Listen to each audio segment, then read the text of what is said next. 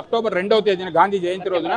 ఆ సందర్భంలో నాగార్జున గారు కోర్టులో ఇచ్చిన స్టేట్మెంటు మేము విశాఖపట్నంలో ఉన్నాను. ఇమ్మీడియట్గా next day I came down to Hyderabad.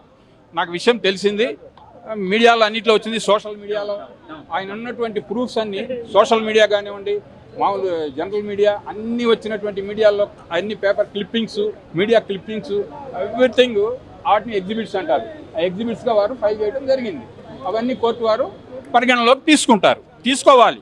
అంటే ఈ కేసుని పరిగణనలోకి కన్సిడర్ చేసి దానికి సీసీ నెంబర్ ఇవ్వబోయే ముందు తీసుకోవాలి.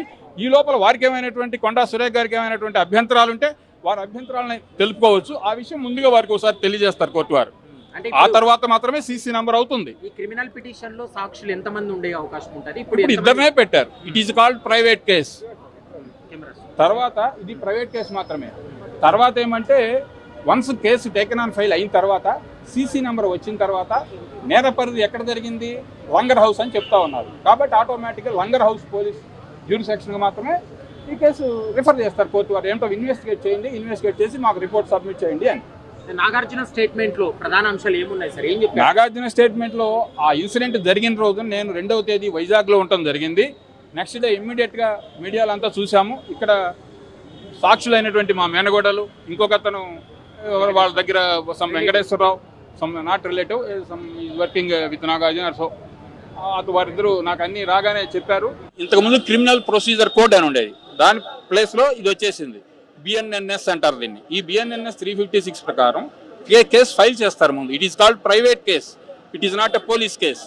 వన్స్ ప్రైవేట్ ఒకసారి police case private case file చేస్తే అది తర్వాత టర్న్ కావాలంటే అది కోర్టు వారు నిర్ణయిస్తారు.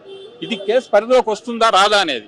ఎస్, వస్తుందా రాదా అనేది వారు పెట్టినటువంటి సమర్పించిన సాక్ష్యాధారాలని పూర్తిగా పరిశీలించి నాగార్జున అనేవారు మీ మీద కేసు పెట్టారు, మేడం కొండా సురేఖ్ గారు, మీ ఆనరబుల్ మినిస్టర్ కొండా సురేఖ్ గారు, మీ సమాధానం ఏమిటి, దీనికి మీ దగ్గర ఉన్నటువంటి ఆధారాలు ఏమిటి, మీరేం చెప్పుకుంటారు కోర్టు వారికి అనేది వారికి ఎక్స్ప్లెనేషన్ అడుగుతారు. వారు అటెండ్ అవుతారా లేదా అనేది వేరే విషయం. ఆ తర్వాత కోర్టు వారు దానికి నంబర్ ఇచ్చి, సీసీ నంబర్ ఇచ్చి సంబంధిత లంగర్ హౌస్ పోలీస్ స్టేషన్ వారికి డైరెక్షన్ ఇవ్వచ్చు. ఇన్వెస్టిగేషన్ చేసి సమర్పించండి. Criminal court, yes, Nampally criminal court. ఇదేం బిల్డింగ్ పేరేమి? Yes, Manoranjan complex. అంటే క్రిమినల్ కోర్టులు నాంపల్లి క్రిమినల్ కోర్ట్స్, అక్కడ ప్లేస్ లేక కొన్ని కోర్టులు ఇక్కడ పెట్టడం జరిగింది. It is a purely criminal nature. మీరు ఇంతకు ముందు అడిగినట్టుగా సివిల్ డెఫినేషన్, అది సివిల్ డెఫినేషన్ కింద వస్తుంది 100 కోట్లకి. That is totally different. అది వారు వేసుకుంటారా వేరా అనేది పేపర్ స్టేట్మెంట్ చూసాము. అది ప్రాక్టికల్గా వేస్తారా వేరా అనేది వారి ఇష్టం, వేస్తే వేస్తారు తర్వాత. కానీ ఈ రోజుల్లో అక్కడ న్యాయవాదులు ఊరికి అటెండ్ అయ్యారు, జస్ట్ ఫైల్ చేశారు, 3rd ఫైల్ చేశారు న్యాయవాదులు. దీంతో కొన్ని అఫిడవిట్లు అని ఫైల్ చేశారు. It is called sworn affidavit.